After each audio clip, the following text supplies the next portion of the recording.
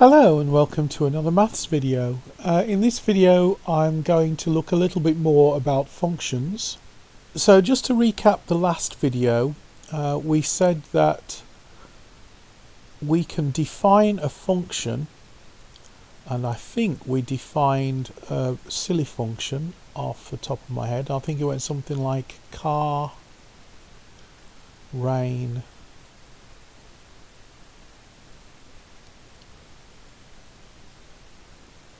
six, and jump, wasn't it? And we called that set A. And we said set B, because I was lazy, is just 1, 2, 3.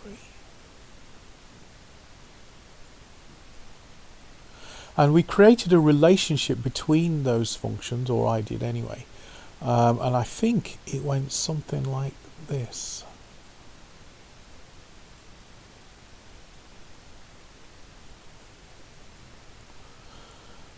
Okay, so I linked, or I mapped 1 from set B onto car from set A, 2 from set B onto car from set A, and 3 from set B onto jump from set A. And we said that a function was like a magic box, which we can call f of x.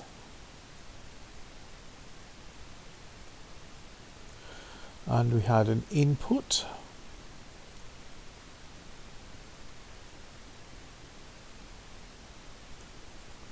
and everything that could possibly be an input we said was the domain of the function.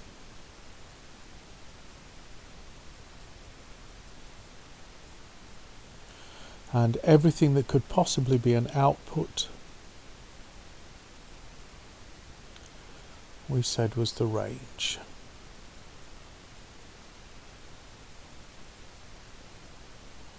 And then that would be set A is the output. Okay, so let's just see how this works. Let's shove an input into the domain. So the input can be anything from set B, and we've got 1, 2 or 3. Let's pick 1. So we put 1 into our function, and f of x does its magic. So we look at where 1 is in set B, and we follow the line, and it links to car, or it maps to car in set A. So the output then will be car. So what we can say is f of 1 equals car. We could try again, just to try a different one. And let's put, let's say 3 this time, because we know 2 also maps to car, so let's choose 3. So 3 goes in, and what comes out? Well, 3 is linked or mapped to jump. So f of 3 is jump.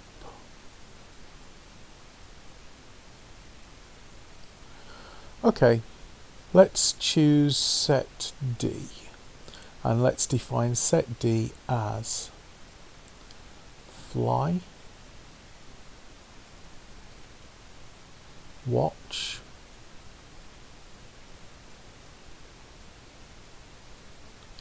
name, I'm just being silly, 11, and let's say set C is equal to, I'm going to put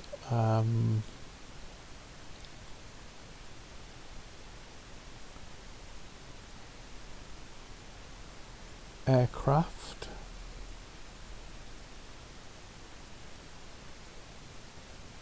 wrist,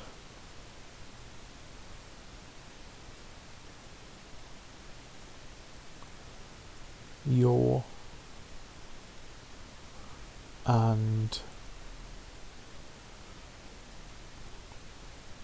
There we go, oceans.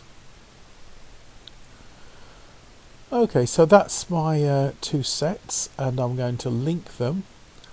So aircraft fly, so naturally I'm going to link aircraft to watch, no not fly. I'm going to map wrist onto watch, yaw onto name, and oceans onto 11. I put slightly more thought than I did into the last one, but not much more thought. Hopefully we'll get to the point where we don't bother drawing the boxes, but for the moment we're going to draw the boxes.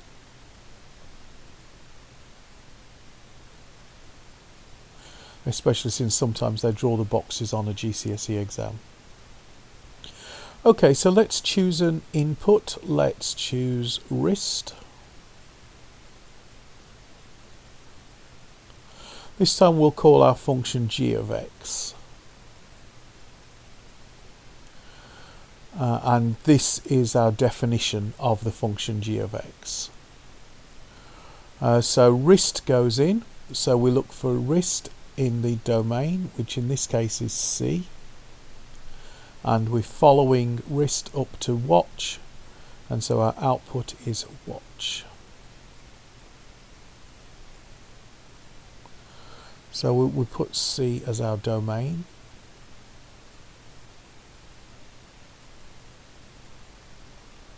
We'll put D as our range.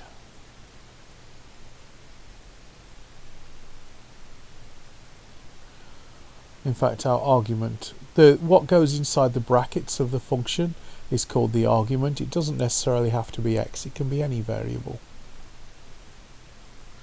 Let's choose M, just to show that it can be any variable. And so I'm saying M equals wrist.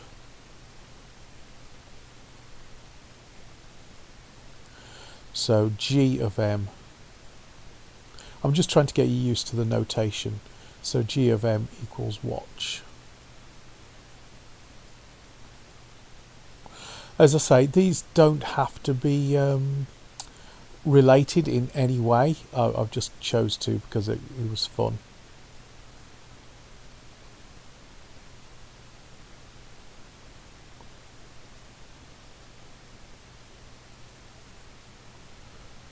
Okay. Let's try one more. And let's try and we'll put coffee.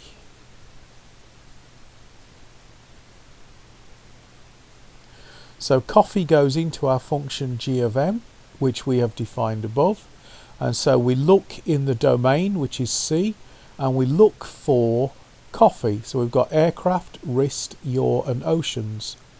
Coffee isn't in the domain, so there is no output because there's nothing in the domain that says coffee, so there's nothing to link. Coffee's not mapped onto anything. So what we can say is G of coffee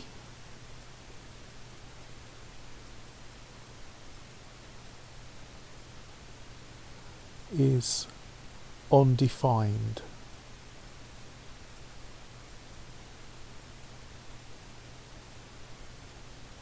Because we haven't made a definition for coffee.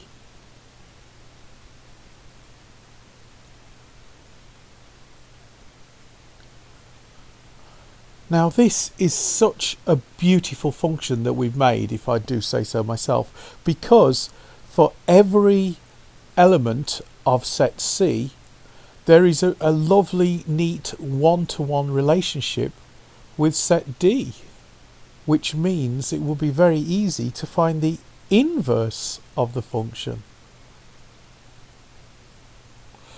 Okay, so if we wanted to find the inverse, all we do is reverse the domain and range.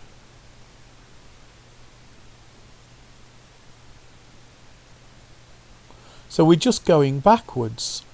So in this case, the domain will be D, which is the domain, and C is the range. And we use a slightly different notation. Instead of g of x, we will say g, and it's like it's raised to the power of -1 of, and whatever argument we want to put in, let's call it x. So let's say x is 11, so we put 11 in, and we look this time in D for 11, and we see that 11 is linked to oceans, and so oceans is what comes out. And this is called the inverse function. We're basically taking the output of the original function as our input, and our output of the new function is the original input. In other words, we're just going backwards. In fact, let's put them both together to show you.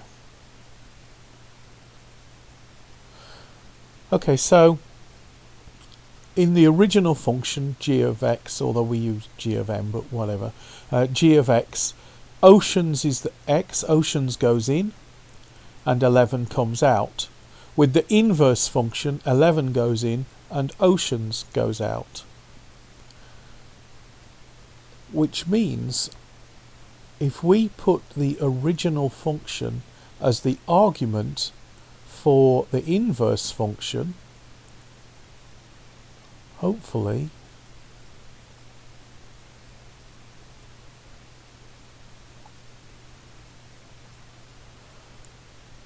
it's obvious and intuitive that that will just be whatever the original input was. Okay, I hope that's explained the basic concepts of how a function works and what an inverse function is. So let's have a go with some actual algebraic things. So let's define a function, and let's say a function f of x is equal to 2x plus 1. This is our function. So in this case, instead of actually mapping every single thing, I mean, I could do some of them, like I could do -2, -1, 0, 1, 2. And that would be our input, and then our output, and there should be dots to say there's more, and then our output would be, so -2 times 2 is -4, plus 1 is -3, -1 times 2 is -2, plus 1 is -1, 0 times 2 is 0, plus 1 is 0, plus 1 is 1, 1 times 2 is 2, plus 1 is 3, and 2 times 2 is 4, plus 1 is 5.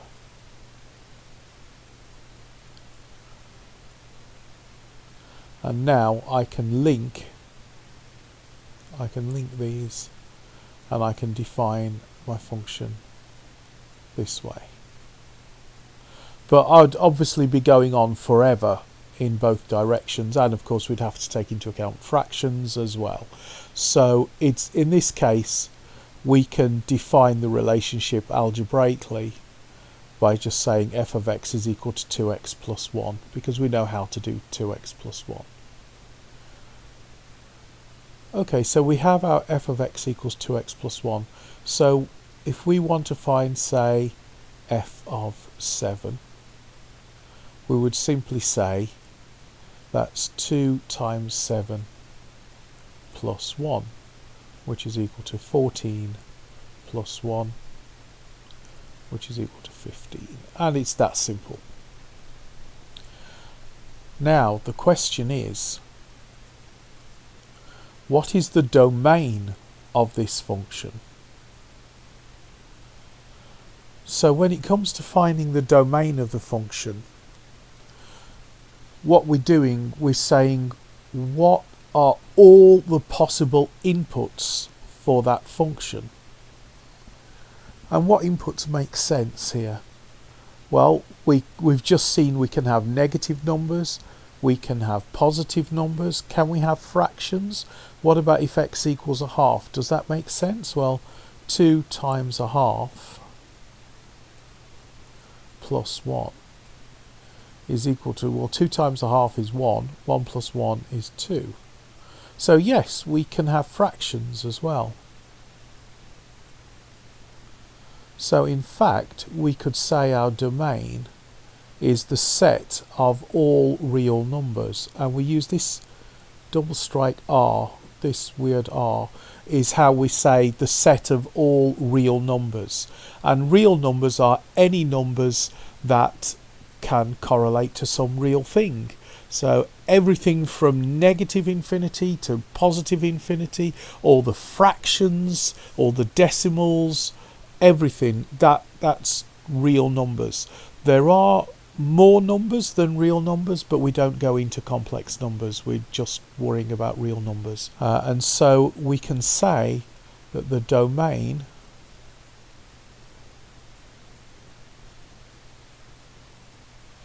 is the set of all real numbers. And the range, what's the range of this function?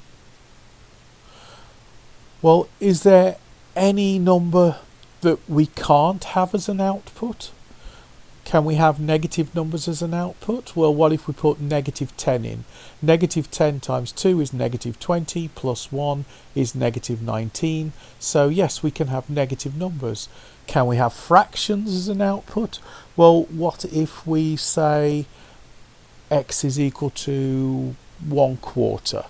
1/4 times 2 is 1/2. 1/2 plus 1 is 1.5, which is a fraction. So yes, we can have fractions. So there's no limits amongst the real numbers. So the range is the same as the domain, is the set of all real numbers. So the relationship 2x plus 1, or f of x equals 2x plus 1, maps all real numbers onto all real numbers, and there is a one-to-one relationship. You only put one input in, you get one output in. So that relationship is a function, and its domain is all real numbers, and its range is all real numbers. So now let's see if we can find the inverse function. So what is the inverse of f of x? So let's think about this logically. If we put 2 as an input,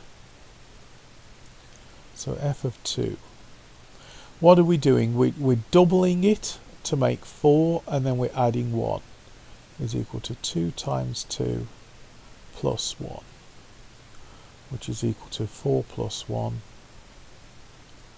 which is equal to 5. So we want a function that if we plug 5 in, we will get 2 out. So f to the minus 1 of 5 is equal to, and we just want 2 to come out. So how are we going to make that work?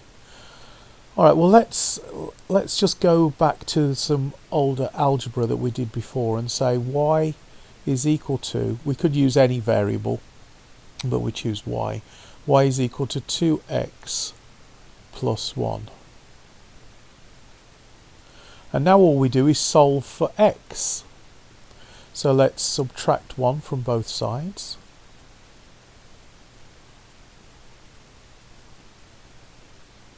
And then divide both sides by 2.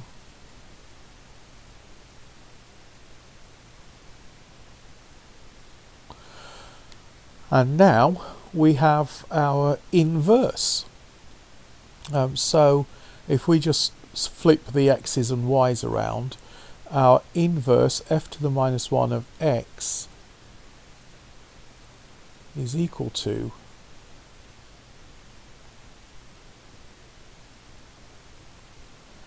x minus 1 over 2. Or we could have said f to the minus 1 of y is equal to y minus 1 over 2, but we've used x because we tend to use x as the argument.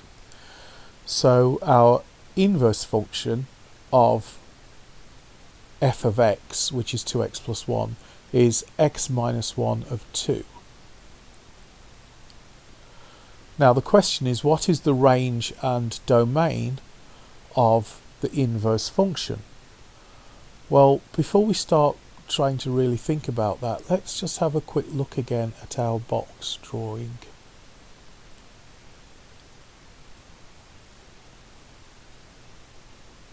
And we said the domain is the input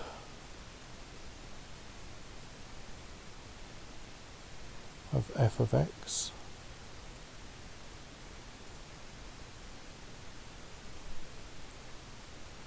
and the range is the output. For the inverse, what we want to do is swap the input and output around. So we want to be able to take the output and shove it in the input, and what will be spewed out is what the input of the old one was. So the range of the original function f of x is the domain of the inverse, and the domain of the original function is the range of the inverse, and this should be to minus 1. There we go. And so we don't, if we already know the domain and range of the original function, finding the domain and range of the inverse is just a matter of swapping them around. Now if the domain is all real numbers and the range of is all real numbers for the original, then the range, the domain and range are both going to be all real numbers. So I don't need to copy that out, I can just